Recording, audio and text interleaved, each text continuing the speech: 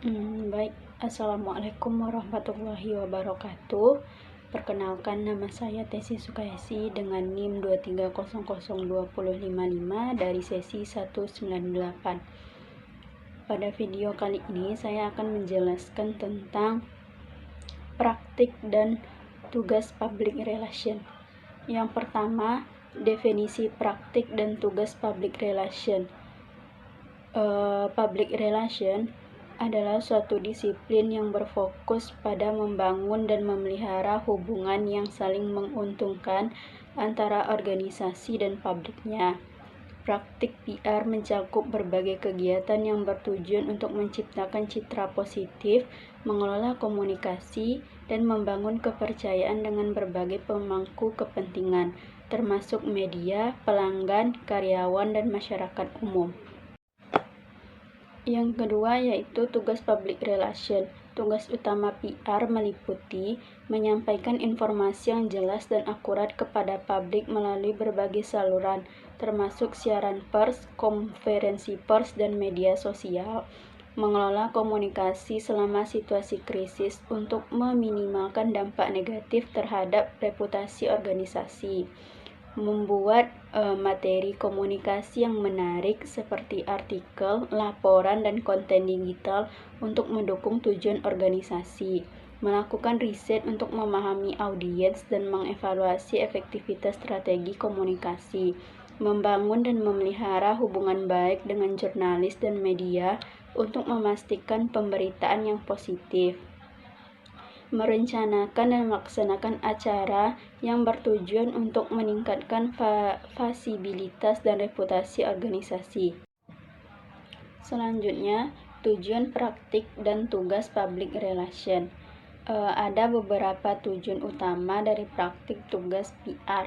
Yang pertama, membangun citra positif, menciptakan dan memelihara citra yang baik untuk organisasi di mata publik, termasuk pelanggan, karyawan, dan pemangku kepentingan lainnya. Yang kedua, meningkatkan kesadaran publik, meningkatkan pengetahuan dan pemahaman publik tentang produk, layanan, atau isu yang relevan dengan organisasi melalui komunikasi yang efektif. Yang ketiga, mengelola krisis, menyusun strategi komunikasi untuk mengatasi situasi krisis dan meminimalkan dampak negatif terhadap reputasi organisasi. Yang keempat, membangun hubungan yang kuat, membangun dan memelihara hubungan yang saling menguntungkan dengan berbagai pemangku kepentingan termasuk media. Yang kelima, mendukung tujuan bisnis, menyelaraskan strategi komunikasi dengan tujuan bisnis organisasi untuk mendukung pertumbuhan dan keberhasilan jangka panjang. Yang keenam, meningkatkan keterlibatan publik, mendorong partisipasi dan keterlibatan publik dalam kegiatan atau inisiatif yang diadakan oleh organisasi. Yang ketujuh, menyampaikan informasi yang akurat, menyediakan informasi yang jelas, akurat, dan tepat waktu kepada publik untuk membangun kepercayaan dan transparansi. Yang kedelapan, memonitor dan menganalisis persepsi publik, melakukan riset untuk memahami bagaimana publik memandang organisasi dan menyesuaikan strategi komunikasi berdasarkan hasil analisis tersebut. Yang kesembilan, mendukung tanggung jawab sosial perubahan. Selanjutnya, strategi dalam mengelola siaran pers. Yang pertama, menentukan tujuan siaran pers. Sebelum menulis, identifikasi tujuan dari siaran pers. Apakah untuk mengumumkan produk baru, merespon isu, atau mengonfirmasikan tentang acara. Yang kedua, memahami audiens dan media target. Kenali audiens yang ingin dijangkau oleh media yang akan digunakan. Setiap media memiliki kebijakan dan gaya penulisan yang berbeda. Jadi, penting untuk menyesuaikan siaran pers dengan karakteristik media tersebut. Yang ketiga, fakta yang menarik dan relevan. Sertakan data atau fakta yang menarik untuk mendukung informasi yang disampaikan. Fakta ini harus relevan dengan berita yang disampaikan dan dapat menarik perhatian media dan audiens. Yang keempat, penyampaian yang segera. Siaran pers harus disampaikan segera setelah peristiwa terjadi atau informasi baru tersedia. Hal ini penting untuk memastikan bahwa setiap berita tetap segar dan relevan. Yang kelima, menggunakan bahasa yang jelas dan ringkas. Gunakan bahasa yang sederhana dan mudah dipahami. Hindari jargon yang mungkin tidak dimengerti oleh audiens umum. Pastikan siaran pers singkat dan langsung ke poin. Yang keenam, mematuhi kebijakan media. Setiap media memiliki kebijakan dan format tertentu untuk siaran pers. Pastikan untuk mematuhi pedoman ini, termasuk panjang siaran pers, gaya penulisan, dan cara pengiriman, seperti email, platform online, dan lain-lain. Yang ketujuh, menyertakan tanda untuk penerbitan. Berikan tanda yang jelas pada siaran pers, seperti untuk diterbitkan segera atau embargo hingga tanggal tertentu, untuk memberitahu media kapan mereka dapat mempublikasikan informasi tersebut. Yang kedelapan, follow up. Setelah mengirim siaran pers, lakukan follow up dengan jurnalis atau media untuk memastikan mereka menerima informasi dan untuk menjawab pertanyaan yang mungkin mereka miliki. Selanjutnya, tantangan yang dihadapi oleh wartawan dan editor dalam menyusun berita. Yang pertama, keterbatasan waktu. Wartawan seringkali harus bekerja dengan tenggat waktu yang ketat yang dapat mempengaruhi kualitas dan kedalaman laporan yang mereka buat. Mereka harus cepat dalam mengumpulkan informasi dan menulis berita sebelum berita tersebut basi. Yang kedua, akses ke informasi. Terkadang, wartawan menghadapi kesulitan dalam mendapatkan informasi yang akurat dan relevan. Hal ini bisa disebabkan oleh kurangnya transparansi dari sumber berita atau hambatan dalam mengakses lokasi peristiwa. Yang ketiga, kualitas sumber. Wartawan harus memastikan bahwa informasi yang mereka terima berasal dari sumber yang dapat dipercaya. Yang keempat, keseimbangan dalam pelaporan. Wartawan harus berusaha untuk menyajikan berita secara objektif dan seimbang, tanpa memihak pada satu sisi. Hal ini bisa menjadi tantangan terutama dalam isu-isu yang kontroversial. Yang kelima, tekanan dari pihak eksternal. Wartawan dan editor seringkali menghadapi tekanan dari pihak-pihak tertentu, seperti perusahaan, pemerintah, atau kelompok kepentingan yang mungkin berusaha mempengaruhi cara berita disajikan.